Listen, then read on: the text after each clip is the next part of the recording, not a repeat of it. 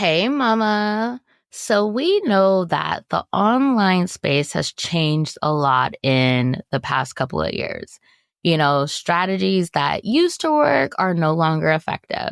The customer buying cycle has gotten much longer compared to the previous years. So I'm talking about from the time you identify somebody as a lead to when they actually convert into one of your offers.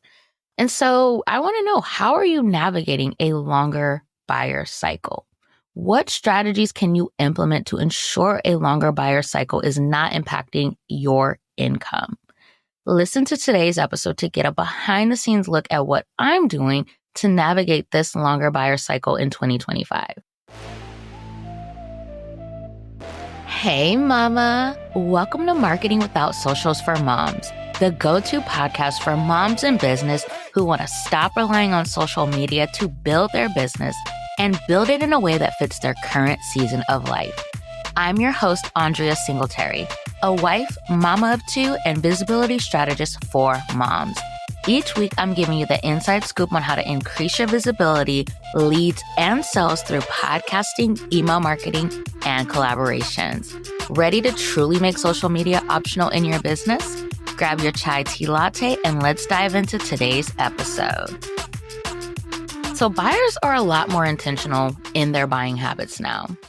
Gone are the days when you could throw the promise of like 10K months at people and they would be lining up to invest in working with you.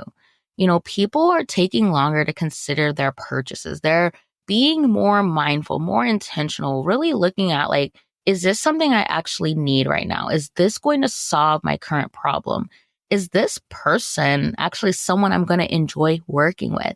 They are really looking at you, watching you, really trying to see if they actually trust you before they invest. I recently read something that said it can take buyers anywhere from 4 to 11 months to move forward with a purchase. So even with 4 months, which is on the shorter end, it's not an immediate sell, right? It's not an immediate conversion. And so a lot of this does stem from past buyer's remorse. The coaching industry is not regulated and people have done some shady stuff in the online space. Programs and offers that people have invested in did not deliver on their promise. And so they regretted it. And now they're being more mindful of who and what they invest in. But also, let's be real, the economy has impacted a lot of people. And so that affects things too. Plus, we are in an election year, all of that comes into play in how people are buying, their buying decisions and whatnot. And so what does that mean for you? It means you have to do things differently to see results and prevent a longer customer buying cycle from impacting your monthly income. Now, does this mean that every potential client will take a long time before they invest? Not at all.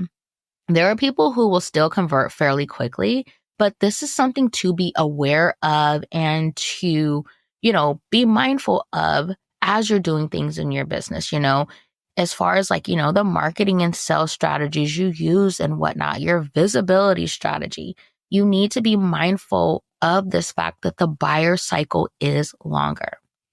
Now, before I dig into what I'm doing to navigate this longer buyer cycle, I wanted to give you some examples of buyer cycle lengths I have seen in my own business this year. So the shortest I have seen has been anywhere from 7 to 10 days. So this has looked like for people who, one, they were referred to me by a client. So like one of my clients told them about me and they immediately went to listen to my podcast. So the people who typically my clients have told them about me or they've seen my clients share about working with me, and then they've gone to kind of do their own investigation by binging my podcast, they usually convert anywhere between 7 and 10 days. So it's a much faster conversion. And if you listen to last week's episode, this is the very reason why I'm leaning more into my podcast going into 2025, because I've seen time and time again, my podcast converts the quickest and I see the highest conversions compared to the other platforms I'm on. Then for kind of like more of mid-length cycles. So this is like conversions I've seen anywhere from 4 to 6 weeks. This is what I usually see with my podcast listeners. So if it's someone who just solely listens to my podcast and they're not, engaging with my content anywhere else, they're not really engaging with my content via email or on Threads or anywhere else, like they're just solely binging the podcast, they usually convert anywhere between 4 to 6 weeks. And then I usually see longer cycles from people who are primarily just on my email list. So like they're not actively consuming my content elsewhere. So I see I've seen like roughly 6 to 12 months for their time of conversion. But I have a few like caveats to that. So someone who converted in 6 months, she was first introduced to me by a client. And then her and I started, talking via DMs. She was saying that she was really interested in joining my membership and, asked a lot of questions. I answered her questions and everything. She told me she was going to join, but she didn't join. And I didn't, sweat it or anything like that. I knew that when she was ready, she would join. Well, she ended up joining the membership and she told me, she was like, I listened to your podcast and you addressed one of the objections I had in that episode. Like it really just clicked for me. And then also hearing that the price was increasing for the membership, I knew I had to join now. And she joined. And then I had someone, this is like another side example for someone who converted at 12 months. So this is someone who joined my email list from a bundle, been actively reading all of my emails and everything. And then she started listening to my podcast. And so she shared with me between my emails and my podcast, she knew she had to join the membership. But it took her a year to actually convert, right? Now, mind you, because I do want to touch on the bundles things because bundles get really, have a really bad rep. But I've had people join my email list from bundles and they converted within my welcome sequence. I've had people convert within 2 to 3 months from being on my email list after joining via a bundle. And so I just wanted to throw that in there because people be giving bundles bad reps, but I've signed some amazing clients from bundles. But that's kind of like the different things I've been seeing in my own business when it comes to the buyer cycle. And so again, my podcast is what does it for me. And so I'm leaning into that. But there are 5 things that I really started implementing this year that have helped me navigate this longer buyer cycle. And so these are things that I'm planning to continue to do in 2025. So the first thing is prioritizing selling to people who've already invested in working with me.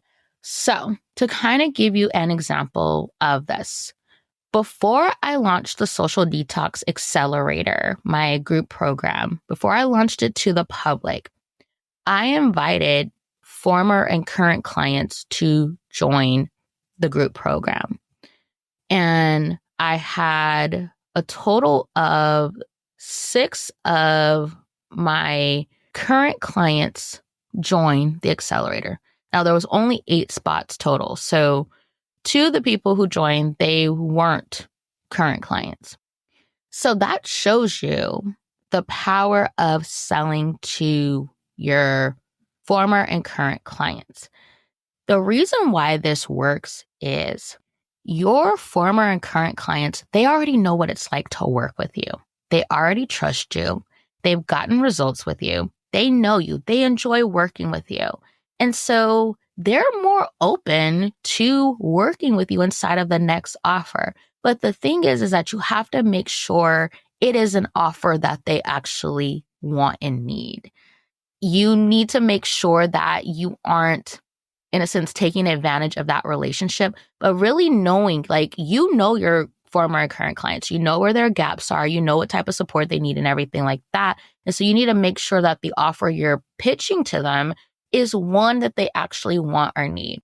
The other reason why this worked is your former or current clients, they are really like, wow, she invited me to this offer. Like, it's a good feeling. Like, my coach, before she launched her mastermind to the public, she reached out to me and, told me like, the growth she's seen and different things like that. And really just spoke to me like, and sold me on why I would be a good fit for her mastermind. But the feeling of like, wow, she thought of me. Like, she could have invited anybody to join this mastermind, but she wanted me to be part of this cohort, and it felt really good. And your former and current clients, they feel that way too. Like, wow, thank you so much for thinking of me, especially you knowing, what I'm currently struggling with. And then you're inviting me into this offer that's going to help me with the thing I'm currently struggling with.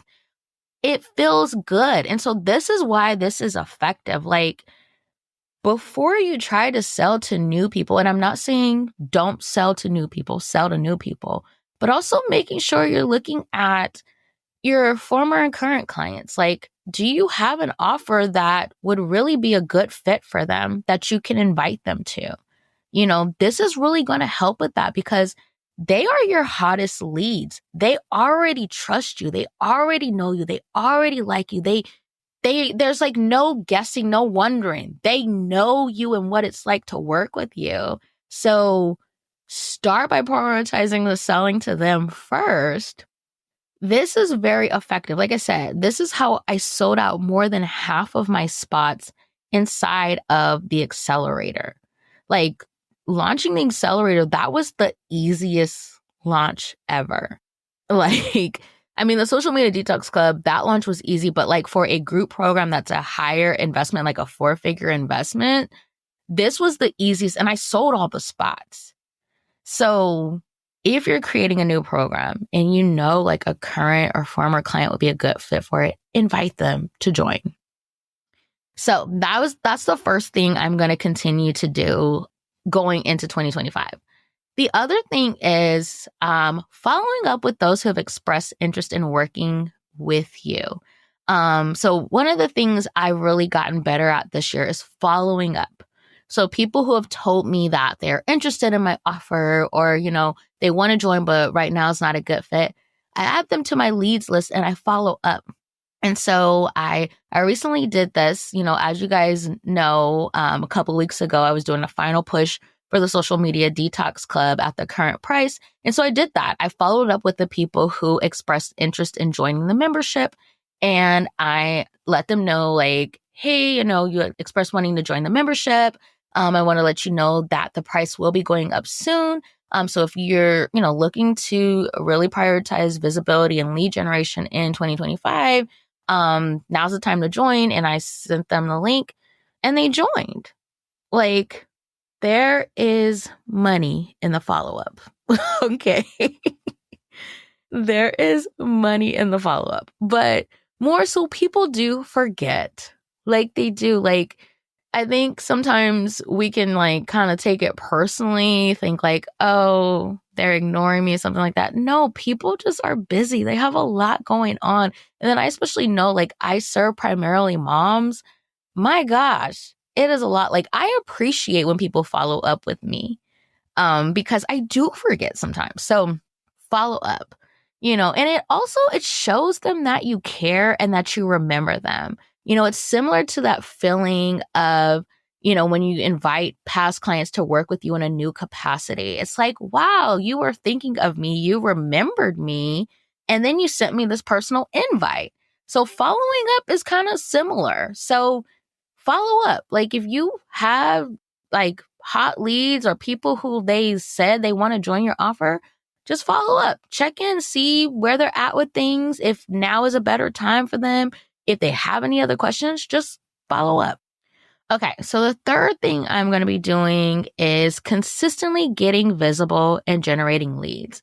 Now, this is very important. With the buyer cycle being longer, you want to consistently be bringing leads into your sales pipeline.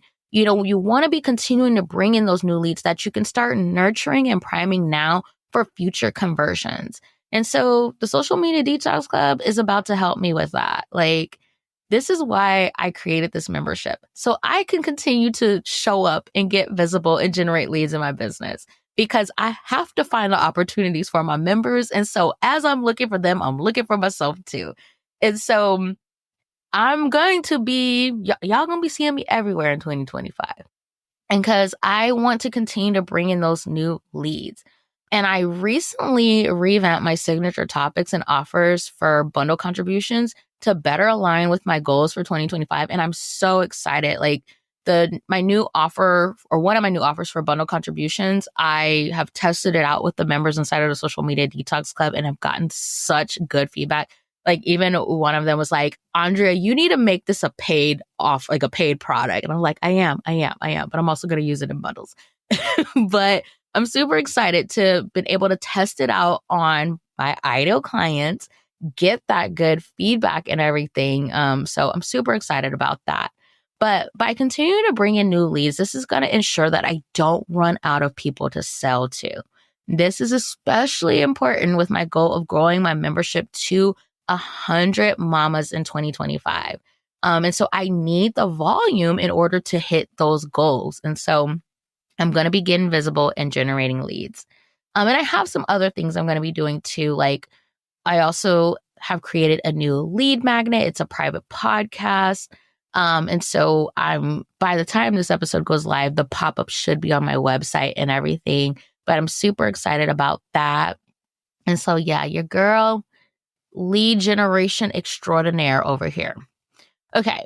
The fourth thing I'm going to be doing is making sure my content, my lead magnet, and feeder offers are attracting my highest quality leads.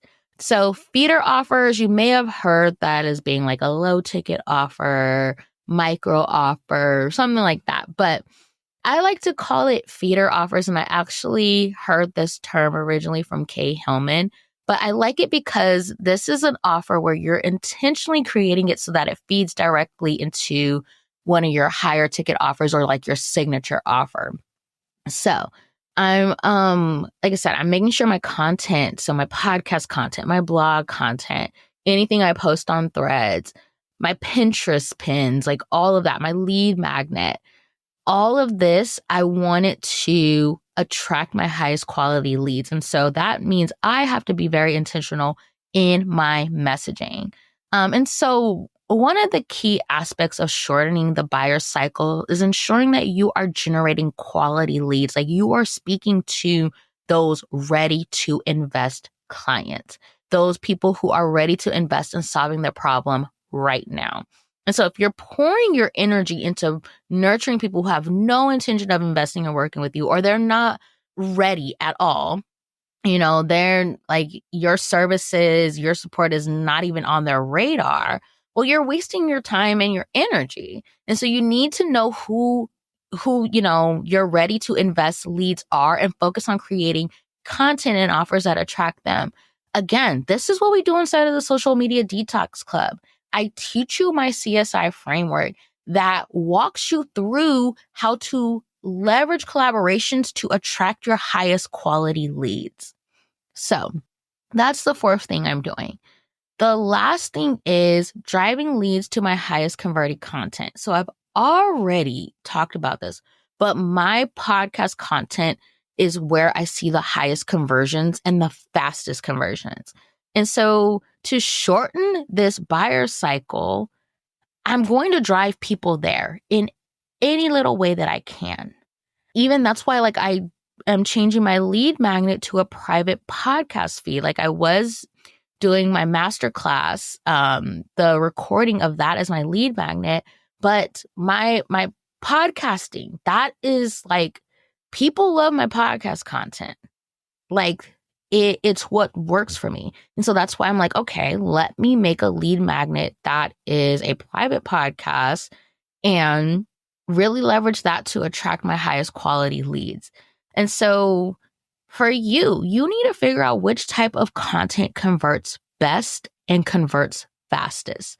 So look at, again, like how I think I mentioned this earlier. I don't know. I ended up having to re-record this podcast because I completely lost my train of thought in the first recording and I couldn't get it together. But you want to look at where the majority of your clients are coming from. So you want to make sure that you have a way of tracking this. So for me, that looks like, and part of my onboarding process for any of my offers, I ask the question, why did you join this offer? How did you find me? And that is how I'm able to determine where the majority of my people are coming from and what led them to join my offer. So this is how I'm tracking this. Also, I do use special links. So like certain links I will use for just the podcast, certain links I will just use for email. So I'm able to track where people are coming from. So that's something you want to do. Like, I am very big on making data-driven decisions. And so I've been able to track this year the majority of my conversions, and my fastest conversions have been through the podcast. They're telling me, I heard it on your podcast. I binged your podcast. Like, it's the podcast. And so that is what I'm prioritizing in 2025. And so you need to figure that out. What is that for you? You know, is it your email? Do you have a podcast? Is it your blog? What is it? You need to figure that out. And you need to make that the main thing. Now, if you aren't sure that, you need to go talk to your past and current clients and find that out. And then make sure on your onboarding form, you ask those questions. So, how did they hear about you and your offer? Why did they decide to join? Ask those 2 questions. It's going to give you so much information. Okay, so what I want you to take away from this episode is this. We cannot control when people are going to buy. I don't care what anybody says. At the end of the day, you cannot control when people convert into your offers. Now, you can really learn your people. You can see like who is who's ready to invest. And usually these are the people asking questions. These are the people like on your email list, clicking the links, clicking them multiple times. Like, you're able to know they express some type of interest. They show you they're interested. But outside of that, you cannot control when people buy. At the end of the day, people are going to buy when they are ready. What we have control over is digging into and understanding our data to make informed decisions, which looks like figuring out what type of content converts best, who you're ready to invest ideal clients are, and knowing your conversion rate and how many leads you need to bring in each month to hit those numbers. Also, if you have an offer that a current or former client would truly be a good fit for, invite them to work with you inside that offer. Invite them. And make sure you are following up with those hot leads. If someone said they were interested in your offer, but right now was not a good time, follow up again in a month or 2. Or if they said that they have been considering your offer, reach out. Ask them if they have any questions. Ask them, what's currently holding them back from joining your offer, just so you can talk it out. It's not being pushy or anything. Like the example I gave earlier, like literally all it took was me speaking to that objection in the podcast episode. And she was like, oh, like it clicked and she joined. And so you just have to have those conversations. You have to reach out to people, but it's really you like being observant and looking at what's going on and having conversations with your people and everything. That is so important. And then lastly, do not drop the ball on your visibility and lead generation. I see this happen time and time again. We get so bogged down with client work and other things that visibility and lead generation gets put on pause, and then you find yourself scrambling, trying to find new clients when somebody decides not to renew their contract. So you have to continue to get visible and generate leads, even when you have a full client load. And I make it stupid easy for you inside of the Social Media Detox Club. I find the visibility opportunities for you, and I help you map out your signature topics and contributions for bundles. So that way you are calling in those best fit clients, those people who are ready to invest. So if you want that support, you need to join us inside the Social Media Detox Club. Head on over to mamaturnedmompreneur.com/membership to join today. All right, Mama, that is it for this episode. I'll talk to you later.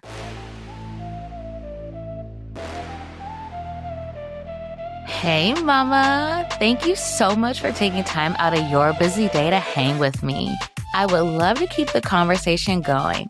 So head to mamaturnedmompreneur.com/marketing without socials to join my email community. I share even more tips and strategies for building a business that doesn't rely on social media and one that fits your current season of life, as well as more behind the scenes of mom and business life. All right, Mama, that's it for today, but I'll catch up with you again next week.